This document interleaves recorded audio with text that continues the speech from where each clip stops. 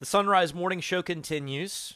I'm Matt Swaim, and many of you have already heard the news by now that Pete Rose passed away this week at the age of 83, an icon of Cincinnati Reds baseball. I know he's got a Phillies hat and an Expos hat in his closet, but what really counts is he played for the Big Red Machine. And we're here with Ken Craycraft, my fellow lifelong Reds fan, to unpack a little bit of the Pete Rose question.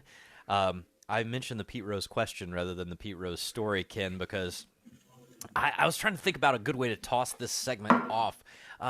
In some ways, Pete Rose was the embodiment of the question, what kind of moral compass does baseball have? It's hard to think about him without thinking about what baseball is and what is morality in baseball's terms.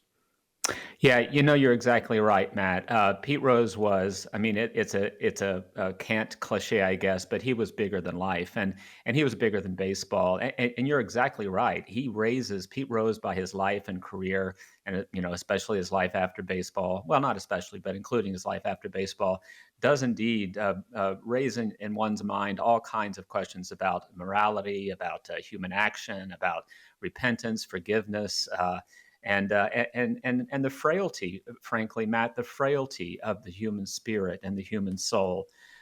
Because in some ways, of course, Pete Rose was a great man, but in many ways he was a very flawed man. And we can celebrate his amazing athletic accomplishments while at the same time taking his life as something of a cautionary tale about pride and about repentance and about our ability to look at ourselves carefully and to be self-reflective.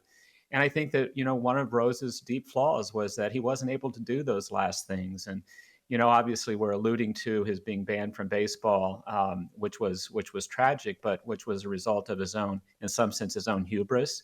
But he passed up chances to perhaps be restored to the eligible list, not because he didn't try, not because he didn't ask, but in many ways because of the way that he asked. And again, we can see Rose in many ways. We can see him as a great athlete, as an icon in Cincinnati, my hometown, where you spent so many years of your life, and as one of the great players of all time. But we also see him as a flawed human being. And in both ways, we see glimpses of ourselves. We're not great athletes, but we do what we do, and we try to do what we do as well as we can. But we also see in ourselves our frailty and our fragility, and therefore we see the fragility of the human spirit. And things. He was the heart and soul of that Big Red Machine, and he wasn't the best player on the team, which is a remarkable thing to say. He probably wasn't even the third or fourth best player on the team, but he was the heart and soul. He made the team run.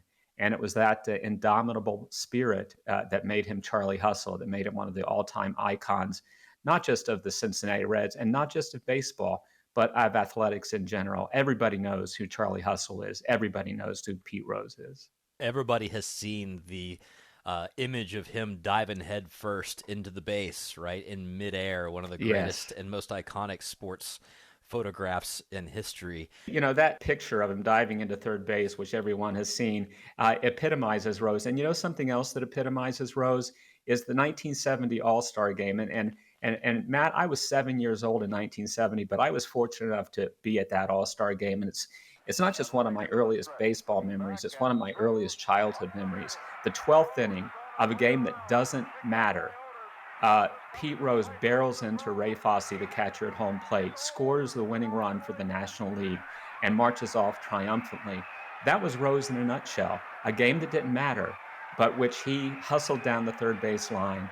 Fosse was blocking the plate, and Rose said, basically, damn the torpedoes, full speed ahead, barreled over Fosse, and won that game. And as you say, it sort of epitomizes Rose because he wasn't a graceful player. He didn't have the skill set that Johnny Bench had or Joe Morgan had, but he had that heart and spirit. And in a sense, he had that recklessness. And that recklessness led both to his success and his downfall in many ways. So that play in the 1970 All-Star Game, I think, just epitomizes everything that was Pete Rose.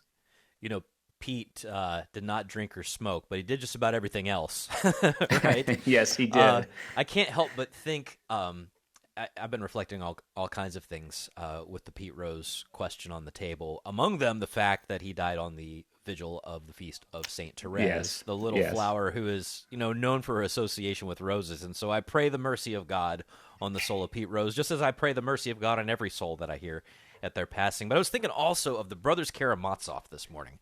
Mm, And there's this passage.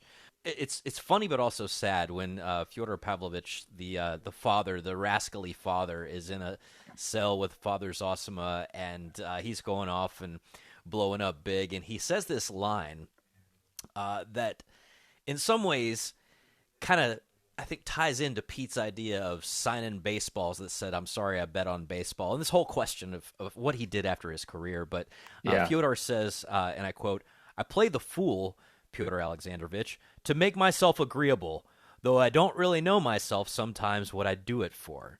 Um, Mm, in some ways, I think about that in light of Pete. Like, what are you doing, man? Signing I baseballs, know. saying saying you're I'm sorry, sorry, I bet on and baseball. say, I'll sign it with anything as long as you pay me for this baseball. I mean, they're selling them at Costco on the online store right now. Yeah. Yeah, Yeah. it's hard to know what to do with a guy like Yeah. Pete. Yeah, Rose needed a father Zosima in his life, didn't he? But he didn't seem to have one. And I was reflecting on that very point myself this morning, Matt, and last night after we learned the news. Rose made some critical missteps. Obviously, the most important one was betting on baseball, but he made so many critical missteps in the aftermath that might have got him restored and might have restored his legacy rather than being something of a caricature in many ways that he became, including signing endless baseballs and paraphernalia, as you say, and signing it. I'm sorry, I bet on baseball. I wonder, why, and this might be true of all of us. Why did Rose not have better guidance? Why did he not have someone by his side saying, "Pete, this is not the best way to approach this, or let's do it this way"? And I think probably once again going back to what made him great is what made him flawed. Rose was a self-made baseball player. He was a self-made man. He wasn't expected to succeed. No one paid any attention to him. He was only drafted by the Reds because his uncle, his mother's sister, was a scout for the Reds. Nobody who knew who he was in 1963. And he took all of those things. And I think inside himself, Pete said, "I can do anything the way I want to do it, and I will prevail in the end," because that worked in baseball. But as he learned, that doesn't necessarily always work in life, and that we need to take advice from Father Zosima's of our lives, and we need to take guidance from people who have the skill and the ability and the courage to say you're doing this wrong. Pete clearly didn't have that in his life, and I think that might have cost him more than that he could have calculated. Well, and yet, because I'm And always yet, looking for a glimmer of hope. Uh, yes, the tributes are pouring in from all these people he mentored, all these yeah, people who were teammates of his on the Big Red Machine, who used to have reunions with him and share stories and laugh. You always wonder when someone has that persona out there. What we see and what their friends see are often very different kinds of things, and so I never lose hope for anybody. I've got two rules, absolutely. Ken Craycraft. Never presume upon the mercy of God and never presume against it. Those are my two Yes. big rules in this stuff. Yeah, and as Graham Greene said, we cannot imagine the appalling strangeness of God's mercy. So we commend the life of this flawed man to the mercy of God. Rest in peace, Pete Rose.